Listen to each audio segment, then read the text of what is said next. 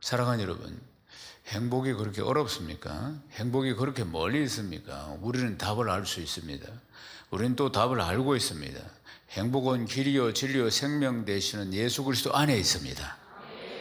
예수 그리스도, 그분이 길이요, 그리고 그분이 진리요, 그분이 생명이시다, 그 말입니다. 모든 인생의 행복은 멀리 있는 것이 아닙니다. 성공을 해야 행복이 오는 것이 아닙니다. 우리 인생의 행복은 예수 그리스도를 만나면 그 행복 안에 들어가게 되는 줄로 믿습니다. 행복은 그분이 주시는 것이에요. 그런데 사람들은 이 간단한 사실을 알지 못합니다. 그 때문에 그래서 행복하기 위해서 뭔가를 소유해야 하고 뭔가를 얻어야 하고 자기가 원하는 목적, 그 분야에 도달해야지, 성공해야지 자기가 행복할 것이라고 생각하는 것입니다. 사랑하는 여러분, 이제 새봄 행복 모임이 시작되었습니다. 행복이 멀리 있는 것이 아닙니다. 사랑하는 여러분, 행복이 우리의 엄청난 노력이나 어떤 행위를 요구하는 것이 아닙니다. 행복은 주 예수 그리스도 안에 있을 때 행복인 것입니다. 오늘 우리가 읽은 말씀은 보면은 한 임금이 혼인잔치를 베풀어 놓고 손님들을, 하객들을 초청했다, 이런 이야기 아니겠습니까? 그러니까 마치 우리가 행복모임을 열고 이웃들을 초청하는 이야기와 똑같은 이야기입니다. 오늘 말씀을 통해서 큰 깨달음과 은혜가 있기를 주님의 이름으로 축원합니다. 마태복음 22장 2절 말씀을 읽겠습니다. 천국은 마치 자기 아들을 위하여 혼인잔치를 베푼 어떤 임금과 같으니. 오늘 말씀을 딱 자세히 보면은 천국을 이야기하는데, 비유로 설명하는데, 천국은 마치 자기 아들을 위하여 혼인잔치를 베푼 어떤 임금과 같다. 천국이 임금이다, 이런 뜻이 아니고 임금이 혼인잔치를 지금 베풀었다, 이 이야기를 지금 하고 있는 것입니다. 천국은 어떤 임금이 혼인잔치를 베푼 것과 같다, 이렇게 비유로 설명을 하는 것이에요. 혼인잔치는 특별히 어떻습니까? 기쁨이 넘치죠. 기쁨이 넘치는 것이, 행복이 넘치는 것이 혼인잔치 자리 아니겠습니까? 또 혼인잔치는 혼인예식의 순서가 있습니다. 혼인예식의 절차가 있고, 그리고 또 음식을 마음껏 먹고 마시며 나누는 자리가 바로 혼인잔치 자리 아니겠습니까? 그러니까 한 단어로 이야기하면 행복이 넘치는 자리가 바로 혼인잔치의 자리다 하는 것입니다. 그런데 이 자리를 베푼 자가 누구입니까? 임금이라고 했습니다. 신랑 신부가 아니고 임금이 이 자리를 베풀었다 하는 것입니다. 사랑하는 여러분, 행복 모임 이제 우리가 1000개를 엽니다. 부산은 1000개를 여는데, 그러면은 이 행복 모임을 여신 분이 누굽니까? 주님이십니다. 아멘이십니까? 행복 모임을 여신 주체를 우리가 잘 알아야 됩니다. 이 천국잔치, 이 영혼을 구원하는, 한 영혼이 천하보다도 더 귀한 이 영혼을 구원하는 이 잔치를 베푸신 분이 우리가 아니고 주님이시라는 것입니다. 주님이 베푸신 기쁨의 잔치, 이 자리라는 것을 우리가 행복 모임을 열면서 기억해야 하는 것이에요. 그렇다면 이 자리에 참석하는 사람은 누구인가? 이제 청함을 받은 사람은 다 참석한다는 것을 말씀을 통해서 볼 수 있습니다. 그러니까 이 이스라엘 사람들은 잔치가 벌어지기 전에 먼저 초청장을 보내어서 이제 초청에 응하는 사람들이 이미 딱 정해져 있는 겁니다.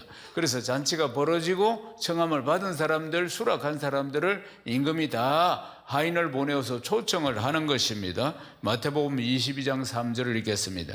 그 종들을 보내어 그 청한 사람들을 혼인잔치에 오라 하였더니 오기를 싫어하거늘.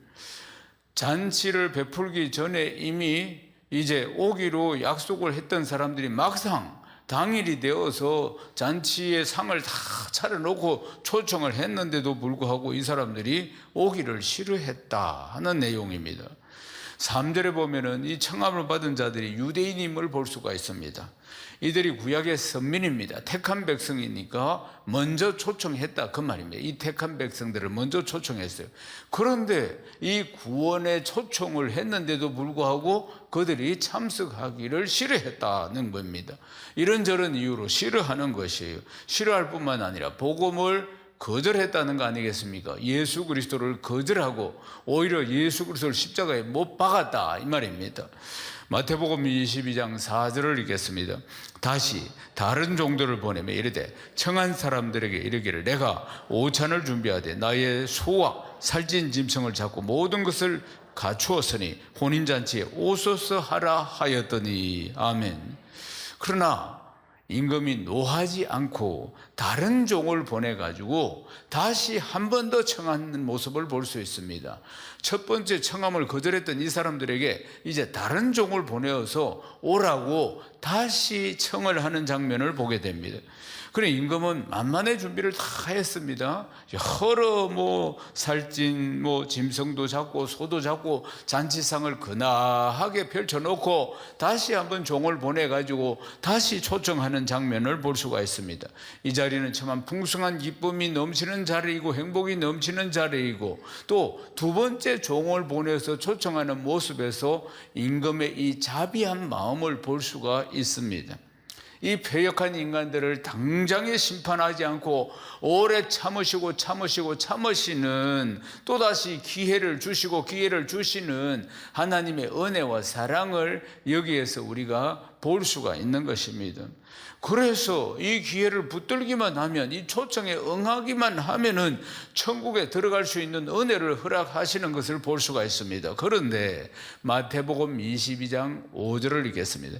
그들이 돌아보지도 않고 한 사람은 자기 밭으로 한 사람은 자기 사업하러 가고, 두 번째 종을 보내가지고 자비가 넘치는, 사랑이 넘치는, 은혜가 넘치는 임금이 초청을 했는데도 불구하고 뒤도 돌아보지도 않고 한 사람은 자기 밭으로 일하러 가고 한 사람은 자기 사업하러 가고 이 핑계 저 핑계 대면서 초청을 거절했다 그 말입니다.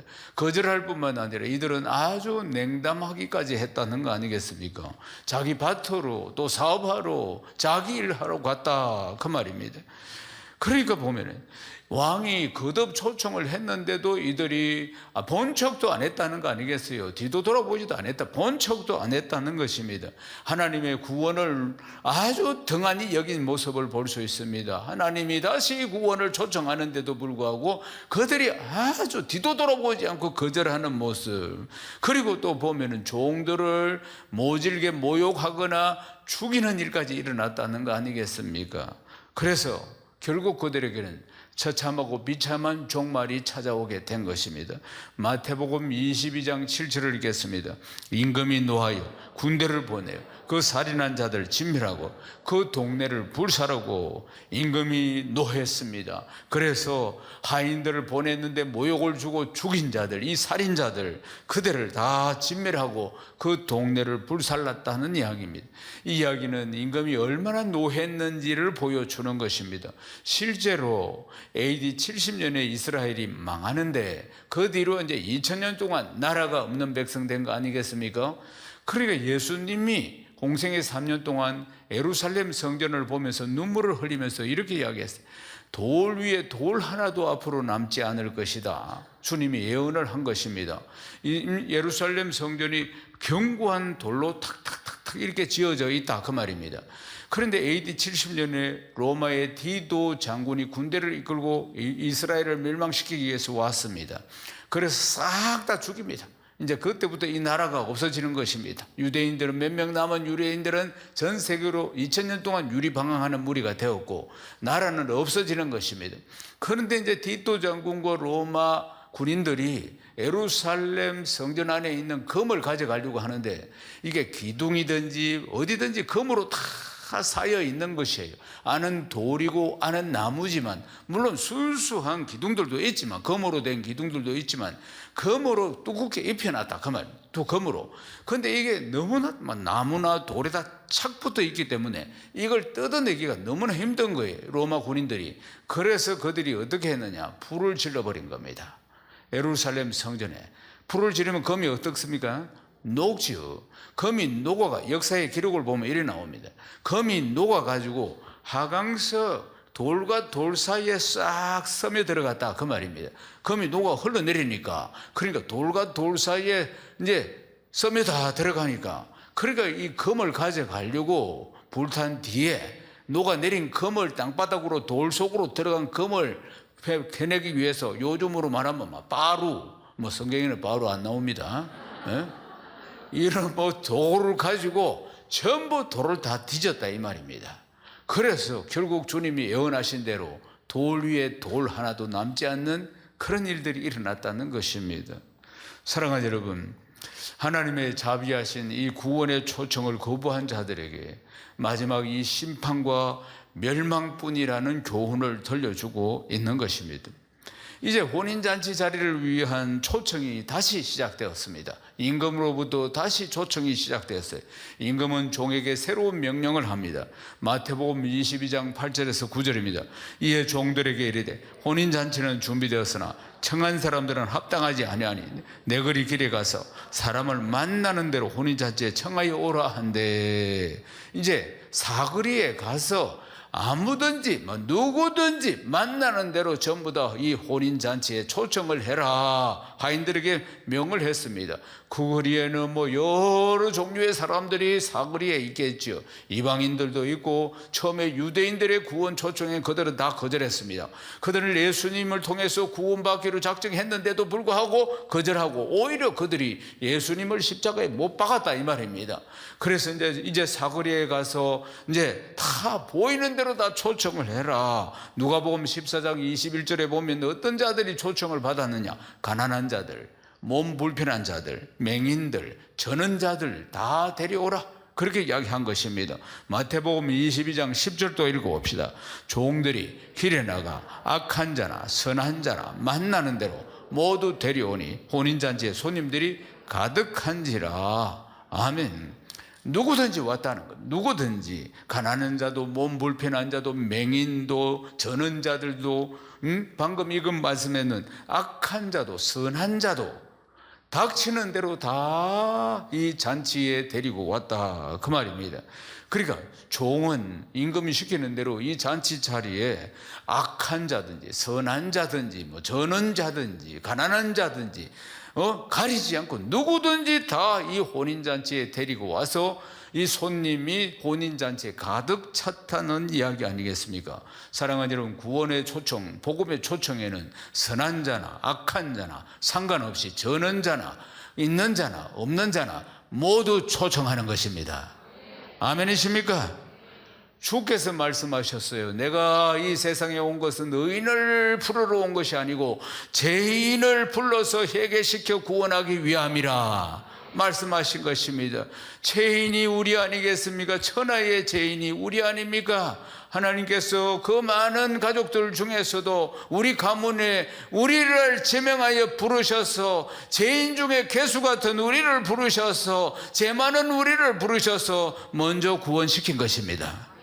제가 많은 곳에 은혜가 있습니다. 사랑하는 여러분, 내가 낸대하고 내가 그래도 죄 안 짓고 잘 사는 사람이라고 생각하는 곳에 은혜 없습니다. 겸손한 자에게 은혜가 임하는 것입니다. 자연의 법칙이나 영적인 법칙이나 똑같습니다. 물도 높은 곳에서 낮은 곳으로 흐르듯이 은혜도 겸손한 곳으로 흐르게 되는 것입니다. 교만한 자에게는 은혜가 임하지 않는다 이 말입니다. 그래서 의인을 부르러 온 것이 아니고 바리새인과 서기가 들어도 의인 내가 잘났다고 하는 그런 자들을 부르러 온 것이 아니고 죄인을 불러 회개시키기 위함이라고 말씀하는 것입니다. 초대된 사람들로 잔치 자리가 가득 찼습니다. 흥겹게 먹고 즐기고 마시고 하는 자리에 참여하게 된 것입니다. 사랑하는 여러분, 그렇다면 우리가 참여하는 자리는 어떤 자리이겠습니까? 우리는 이미 택한 백성 아닙니까? 우리는 천국 잔치 자리에 반드시 그 자리에 있는 줄로 믿습니다. 아멘이십니까? 사랑하는 여러분, 행복 모임이 선포되었습니다.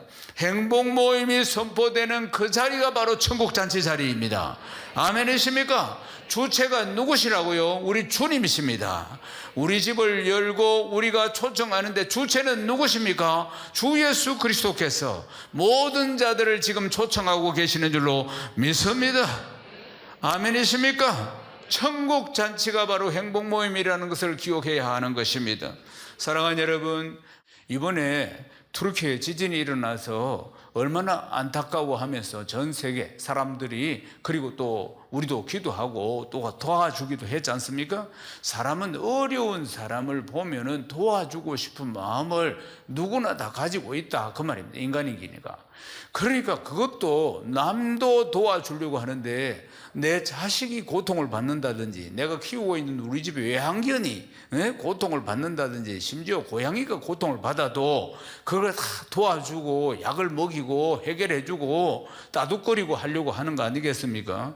그런데 보면은 사람의 심리가 어떻느냐면 정작 자기 자신에게 대해서는 잘 못 챙기는 거예요. 자기 몸을 또 이런 걸 잘 못 챙겨요. 이런 꽉 밀려 있는데 갑자기 목 감기가 들려가지고 캑캑거린다. 그러면 이렇게 이야기하지. 이때 왜 목 감기가 찾아온 거야? 또 갑자기 뒤늦게 이제 코로나 다 지나갔는데 코로나 걸렸다. 지금 급한 일이 있고 이런데 한이 뭐 때문에 코로나까지 걸린 거예요. 이게 자기 자신에 잘 못 챙긴다, 그 말입니다. 남은 잘 챙기는데 실제로 보면은 자기 자신을 잘 못 챙긴다고요. 자기 자신. 그러면서 자기 자신을 위해서 몸을 뭐 보호를 하고 뭐 약을 먹고 이래야 되는데 오히려 실제로 남 잘 챙기는 것보다도 자기 자신을 잘 못 챙길 때가 많다, 그 말입니다. 오히려 이 바쁜 때 일 많은데 왜 내 몸이 말을 안 듣나, 오히려 자책을 하기도 한다는 사실 아니겠습니까? 사랑하는 여러분, 우리가 누군가를 사랑한다는 것은 그 사람이 더 나은 사람이 되도록 돕는다는 의미도 있습니다. 그러니까 나를 사랑해야 하는 겁니다.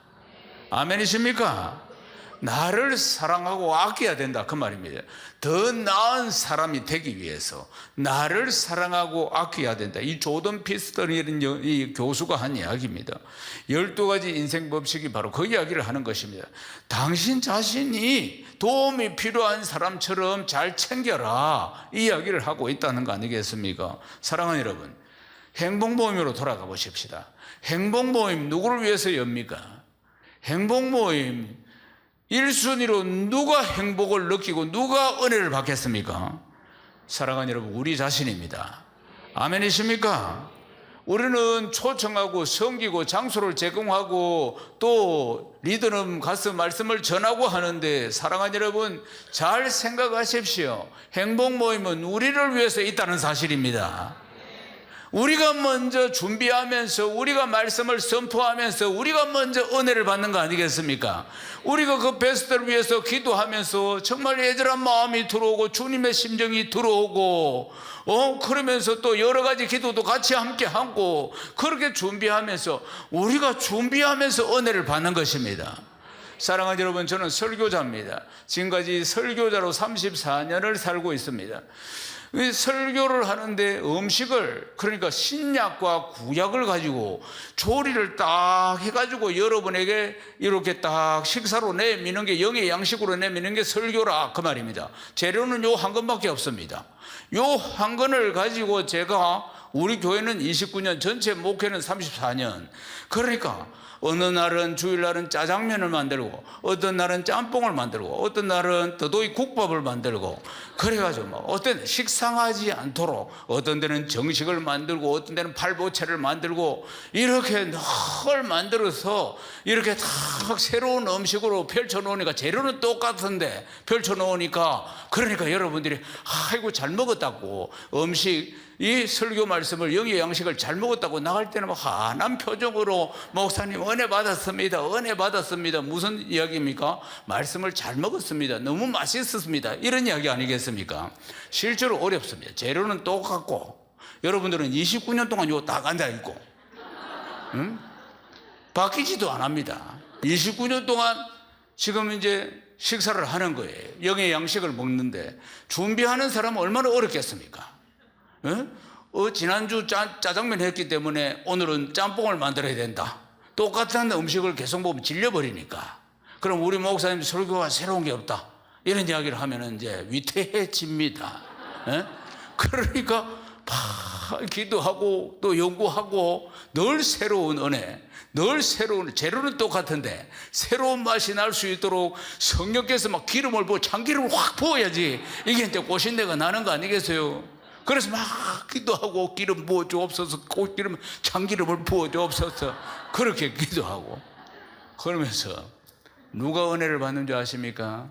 제가 준비하면서 여러분들보다 10배는 더 은혜를 받습니다. 행복 모임 마찬가지입니다. 오시는 그 불신자가 은혜를 받는 게 1이라면은 말씀을 전하는 리더 그리고 준비해서 초청하는 우리가 열을 받게 되는 것입니다. 그게 행복 모임이라는 사실 아니겠습니까? 사랑하는 여러분, 행복 모임 누구를 위해서 하나님이 열게 하셨습니까? 먼저 우리를 위해서, 우리가 사랑을 받아야 되고 우리가 복음의 능력으로 회복이 되어야 된다 이 말입니다. 아멘이십니까? 먼저 우리가 복음이 필요한 사람 아니겠습니까? 우리가 주님의 사랑을 받아야 할 필요가 있는 사람 아니겠습니까? 아멘이십니까? 사도행전 8장 8절을 읽겠습니다. 그 성에 큰 기쁨이 있더라. 앞장에 보면은 스데반 집사, 그러니까 예루살렘 교회의 초대 7지사 중에 가장 뛰어난 스데반 집사가 순교를 하고 그때부터 예루살렘 교회 전체에 핍박이 시작됩니다. 그래서 예루살렘 교회 사도들과 집사들과 성도들이 다 피난을 갑니다. 핍박을 피해서. 그때 빌립 집사, 7집사 중에 빌립 집사는 어디로 가느냐? 사마리아 성, 이방 땅 사마리아 성으로 가서 그들에게 복음을 전거합니다. 복음만 전거했는데도 안전뱅이가 일어나고 소경이 눈을 뜨고 복음의 능력이 막 역사가 막 일어나는 것이에요. 그래서 그 성에 큰 기쁨이 있더라.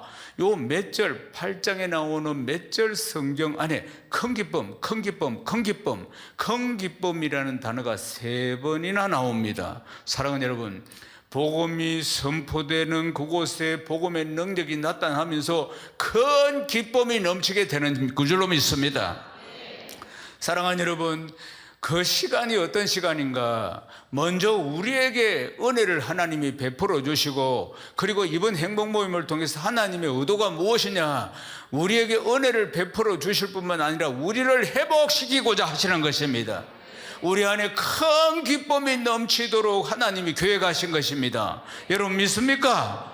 복음이 선포되는 그 자리가 행복이 선포되는 자리 아니겠습니까? 주 예수 그리스도 우리 인생의 길이요 진리요 생명 되십니다. 그러니까 가난한 자가 부욕해 되고 포로된 자가 자유케 되고 눈먼 자가 보게 되고 눌린 자가 해방되는 절대적인 복음의 능력이 행복 모임에 정말 우리가 눈이 휘둥그레질 정도로 그 능력이 나타나는 곳이 정말 과연 하나님은 살아계시구나 이 소리가 저절로 나오도록 하는 곳이 행복 모임인 것입니다. 아멘이십니까? 마태복음 22장 14절 말씀을 읽겠습니다. 청함을 받은 자는 많되 행복문 택함을 입은 자는 적으니라. 사랑하는 여러분, 우리가 행복 모임을 딱 열면은 이렇게 많이 초청을 합니다. 청함을 받은 자는 많되 택함을 입은 자는 적으니라. 구원받는 자는 수가 적을 수 있다 그 말입니다. 많이 초청했는데 택함을 입은 자는 적으니라. 하나님이 구원하시기로 작정된 자만 예수 믿습니다. 아무나 믿는 거, 지구촌에 뭐 다 아무나 예수를 믿습니까? 아닙니다. 우리는 누가 택한 백성인지 모르기 때문에, 어느 사람을 하나님이 구원하시기로 작정했는지 모르기 때문에 일단 누구든지 오라고 해야 하는 것입니다. 오라고 해서 복음을 전하면은 청함을 받는 자는 많되 택함을 입은 자는 적으니라. 구원은 하나님이 하시는 것입니다. 아멘이십니까? 택함을 받는 자, 구원받는 자가 적다고 실망하지 마라, 이 말씀 아니겠습니까? 사랑하는 여러분, 이제 말씀을 마치려고 합니다. 가장 중요한 게 뭡니까? 우리가 점검해 봐야 될 일이 첫 번째, 주님께서 행복 모임의 주체시라는 것입니다. 주님께서 행복 모임을 연 이유는 첫 번째, 우리를 회복시키기 위함이요, 우리에게 은혜를 베풀기 위함이라는 사실 아니겠습니까? 우리가 주체가 아니라는 것을 기억해야 합니다. 복음을 모르는 사람들이 복음을 듣고 회복될 뿐만 아니라 복음을 아는 우리도 다시 한번 복음을 듣고 다시 한번 강력하게 회복되는 역사로 또 주님의 일꾼으로 세워지는 역사가 일어나게 됩니다. 아멘이십니까? 그러니까 10년이고 20년이고 봄이고 가을이고 행복 모임을 열 때마다 날마다 설레이는 마음으로 이번에는 하나님이 어떻게 나에게 역사하실까?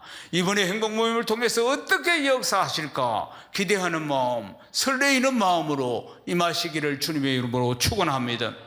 행복 모임을 통해서 수많은 영혼들이 구원받게 될 줄로 믿습니다.